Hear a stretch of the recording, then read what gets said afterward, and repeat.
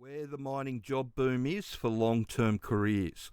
Welcome to Australian Mining for New Starters, and today I just wanted to have a quick look at the different paths people can take within the industry that can lead to very different results in regards to traineeships and the careers that you can take.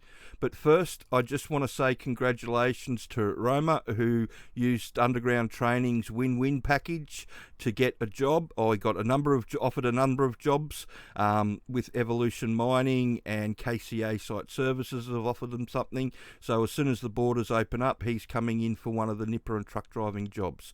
It's all about education. If you can show them that you know how their mine works, you've got something to offer them.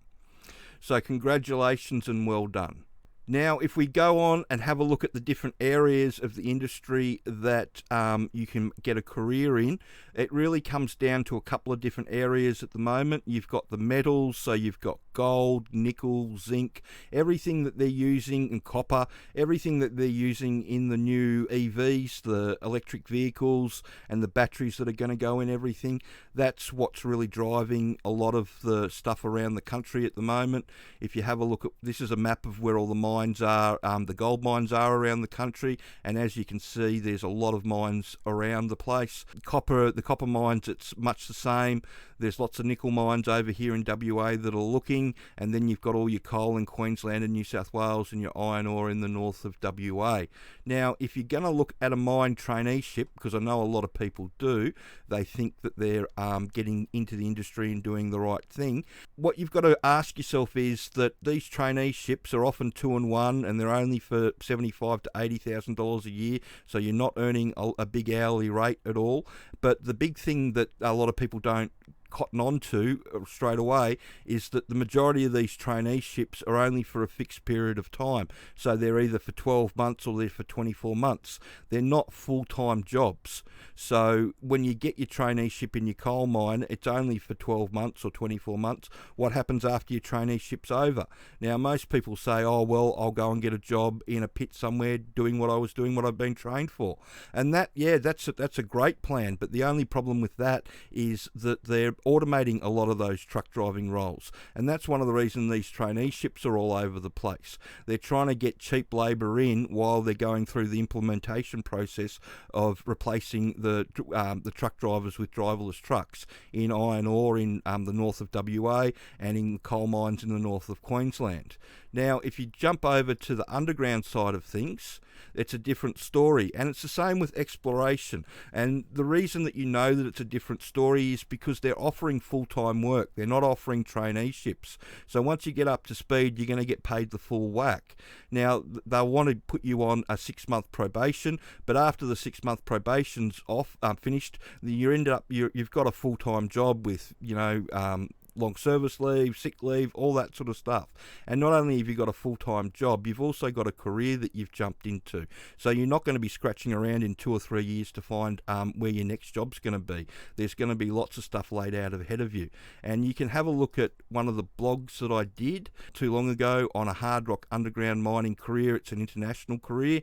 So, after 10 years, you can start off as a nipper or truck driver, and within 10 years, you can be on, 25, 30 grand a month working as a jumbo operator, shift boss or foreman around the world for one of the big mining companies.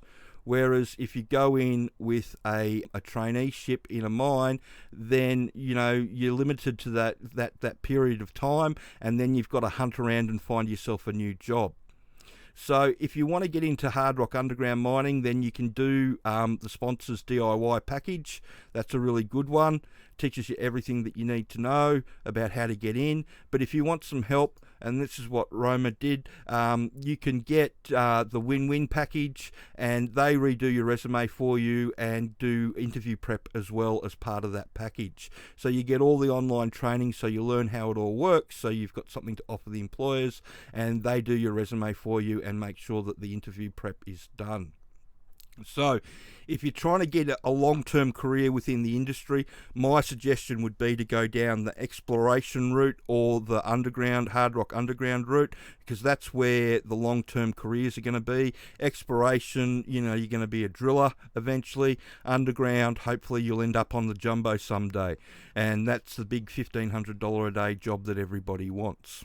I hope that you find that information helpful, and just remember that when you're trying to jump into the mining industry, have a look at what you're actually jumping into. A lot of people, they hold out for these traineeships on dump trucks and all that sort of stuff on the surface, and then they find out that, there's not a full-time job attached to it. It's only a traineeship, and then they pick a few people to stay from there, and the rest just get cut, and the next lot of trainees come in. So that's, what's going on within the industry. So I know which way I'd rather go. People get a little bit scared about going underground, but for the majority of people, if you've driven any of the tunnels in Sydney, Melbourne or Brisbane, then you've been in a Hardrock Underground mine. The declines of most of these mines are 6.5 by 6.5 metres, and most of the ore drives are, 3.5 metres wide or bigger. And, so that's a fairly substantial area that you're getting through. If you're trying to get into the industry, I'd go down the track of going where the metals for the batteries are.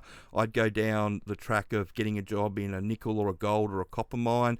That's where your future's going to be, and especially Hardrock Underground. You're going to be able, like I said, you're going to be able to travel the world with that job. And all you need to do is get the appropriate amount of experience up, and away you go.